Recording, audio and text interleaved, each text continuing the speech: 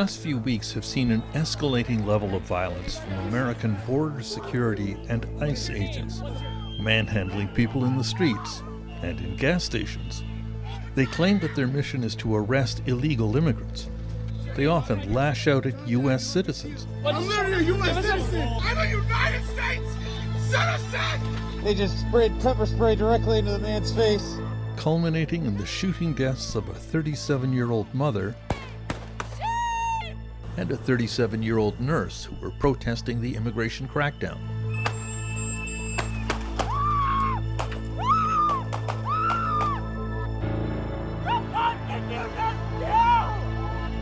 What does all of this say about the rule of law in Donald Trump's America? Jonathan Friedland has covered the United States for over 30 years for the British newspaper The Guardian. The way to understand Donald Trump's first year of his second presidency is about grabbing power and removing any restraints on his power. That's the game he's playing. And I think ICE is part of that. It's about saying to Democratic mayors and governors, I'm the big boss and I can rough up the people on your streets. And I'll either do it by sending in the National Guard if the Supreme Court allows me, or we will make ICE this intimidatory force on the streets. This protester was pushed in front of an oncoming bus that stopped just in time. This woman was sprayed in the face with tear gas. I don't pose a... The cruelty is the point. The idea is that voters will see that there is a new sheriff in town in a way, that there is this body that patrols America's cities. ICE was created over 20 years ago and is supposed to be focused on illegal immigrants who commit crimes in the U.S., but its budget was recently tripled to $120 billion over 3 years, and its targeting of people widely expanded, which has led to confrontations with American citizens. Where were you going? Consider the day ICE agent Jonathan Ross encountered Renee Good in Minneapolis. That's fine, dude. I'm not mad at you. Did the immigration agents even have the right to approach her and demand that she get out of the car? According to the law, immigration agents should only be arresting suspected illegal immigrants and should ask local police to deal with anyone parked in their way. From the very first moments, the approaching agents were very hostile and aggressive. I think that is the opposite of how police officers are trained. Glenn Kirshner spent 30 years as a U.S. government prosecutor. You realize there's a responsibility for all law enforcement officers and agents to de-escalate a situation. They ratchet up the, the threats and the anger, but they are trained to de-escalate. The federal authorities claimed Good was blocking the road, but she had actually just waved an immigration agent's vehicle to pass in front of her. Frank Figluzzi spent most of his 25-year career at the FBI reviewing officer-involved shootings. Indeed, one of the vehicles, the ICE agent who fired the rounds, actually was able to drive around Renee Good's vehicle. So she's not, the idea that she was blocking them is not a factor, in my opinion. Secondly, if she may have been annoying them all morning and observing them all morning, that still doesn't merit a death penalty.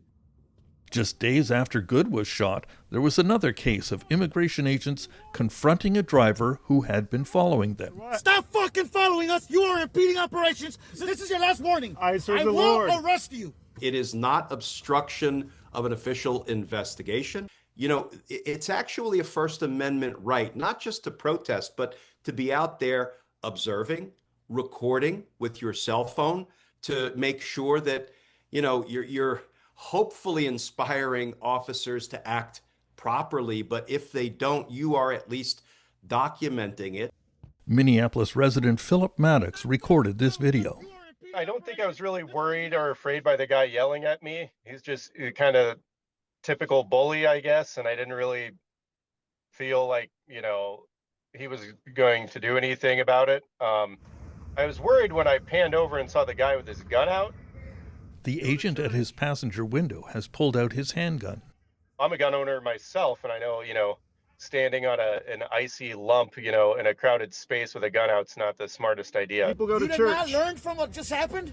Go home to your kids. I want him to, you know, kind of explain himself on that one. I take it as a threat, you know, that we will shoot you if you get in our way, and we have permission to do so. That incident was reminiscent of a stunning scene from Chicago we showed on the National several weeks ago. You're gonna what? You're gonna fucking shoot me? Pointing a gun at somebody from some distance, if there is no imminent threat to the officer, is an assault. Why is it an assault? An assault is putting somebody in fear of an imminent battery. We would charge assault when one person wielded a weapon at another, a firearm, with no justification. That's an assault. I say go get yourself some lunch, big boy. Go ahead. The agent who would shoot Renee Good recorded with his own cell phone camera as he stepped in front of her vehicle, against normal police procedure. As Renee Good at first reverses, then turns her wheel to steer away from the officer in front of her, he draws his weapon. Drawing your weapon should only happen when you're in that imminent fear. He drew his weapon when he placed himself in harm's way by moving to the front of her vehicle. The other agents did not. The other agents did not fire. Agent Ross fired 3 shots, 1 through the windshield and 2 through the side window, hitting Renee Good in the chest, forearm, and head. Perhaps 1 round was fired while he was arguably in the front or front corner of the vehicle, but the final 2 rounds were fired into the side, driver's side window of the vehicle. He cannot then say that he continued to think that there was an imminent fear of death once he's moved to the side of the vehicle and out of harm's way. Immediately after the shooting, Agent Ross muttered something that suggested his hostility toward Renee Good. Agent Ross walked down to Renee Good's car to look at the aftermath of what he had done, and then quickly turned and walked away, fleeing the scene. Shame! Shame! He seemed unconcerned that he just shot a woman in the face and ultimately killed her. He turns and nonchalantly walks away, pulling up his mask to, I guess, make sure nobody can see him. Standard operating procedure for a shooting incident with a federal agent is to stay at the scene if you can. You're usually asked at some point to relinquish your weapon, usually to a supervisor who arrives. I don't see that happening. As Renee Good sat bleeding to death in her car, a passing doctor asked if he could attend to her and was denied access. I'm a physician. Hey, listen, I understand. Yeah, look, if you have a duty and training to respond as a first responder would and administer first aid. If you aren't doing it and you've got a doctor who's more qualified than you are, who's offering to help, you take that help. In the immediate aftermath of the shooting, the story turned to accountability. President Trump instantly absolved the agent who shot Renee Good. She behaved horribly, and then she ran him over. As did Vice President J.D. Vance. He shot back, he defended himself. And Homeland Security Secretary Kristi Noem. It was an act of domestic terrorism. They pre-cleared him before an investigation even commenced. Donald Trump pre-cleared him with public statements. J.D. Vance pre-cleared him. Kristi Noem pre-cleared him based on no evidence. J.D. Vance even asserted there was no way Agent Ross could be prosecuted. That guy's protected by absolute immunity. He was doing his job. There's no such thing as absolute immunity for law enforcement in the United States. That kind of disregard for what people know are legal norms, where you have senior elected officials of the United States going up right to the very top, making stuff up, saying that there was some kind of immunity and so on. It does tell you there's a disregard for the law.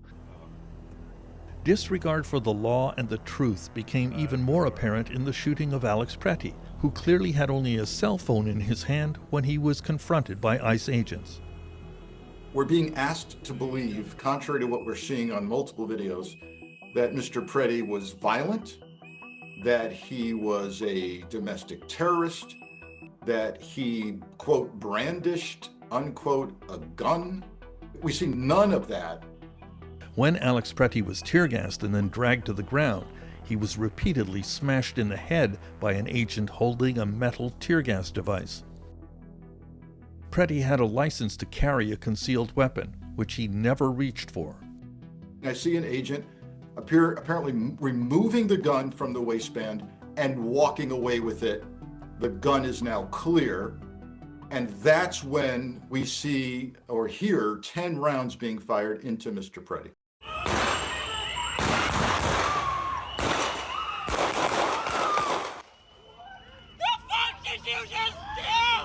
An agent is allowed to use lethal force when he possesses a reasonable fear of imminent death or serious bodily harm to himself or to others.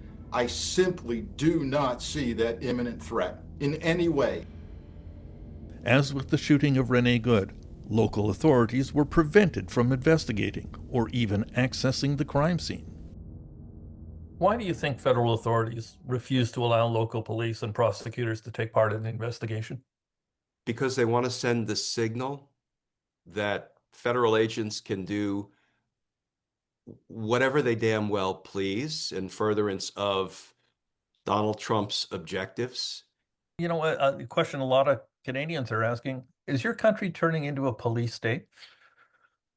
I think we're there. I don't think we're turning into it. I think we're there. Having masked agents patrolling the neighborhood, just, shooting us, harassing people that are protesting or just observing. And as soon as you speak up against them, you're labeled a domestic terrorist. Just days after the shooting of Renee Good, there was a very telling exchange between a border services agent and a woman who was recording him with her cell phone. Have y'all not learned from the past couple of days? Have you not learned? Learned what? What's our lesson here? What do you want us to learn? Following federal agents. So that agent that told that woman, haven't you learned your lesson from the shooting of Renee Good, said the quiet part out loud. He, what I infer from that is, look, we're shooting people who are bothering us. We're shooting people who are getting in our way. This is the rule of law hanging by a thread. This is the Constitution being disregarded by Trump and many of his high DOJ officials, being disregarded to the detriment of the American people. This is democracy hanging in the balance. And I, unfortunately, think the end, as of yet, is unwritten.